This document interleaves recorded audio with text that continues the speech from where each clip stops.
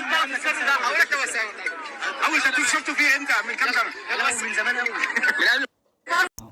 السلام عليكم ورحمة الله، ازيكم عاملين ايه؟ الحمد لله. النهارده عايز اكلمكم عن موضوع مهم جدا. ايه؟ اللي في الصورة دوت راجل بيطلع دايما ورا الكاميرات بعد يا الماتشات نهار ما أبيض. بتخلص. بعد ما الماتشات بتخلص. غريب جدا الراجل ده اسمه عبد الله محمود. الراجل ده ما بيكبرش في السن. بقاله 30 سنة بيطلع بنفس الهيئة ونفس الشكل. طب هو عنده كام سنة اصلا؟ هو طلع وقال لك انا عندي 36 سنة. يا نهار ابيض. طيب انت عندك 36 سنة وشغال اداري في احدى المؤسسات الصحفية. صح. ورئيس لجنة نقابية.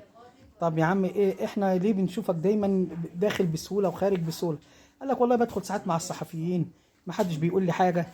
إيه دخلت كل الاستادات. يعني عاش حياته بالطول والعرض، وهو بيحب نادي الزمالك وبيشجع نادي الزمالك.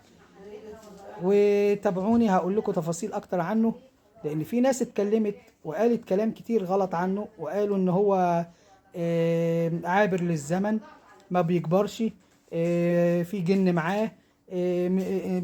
في ناس قالت بنخاف منه، يعني بيخوف. ليه يا جماعة؟ الراجل ده محترم جدا واخلاق ومحب لنادي الزمالك. شكله ما بيكبرش، مش عيب فيه.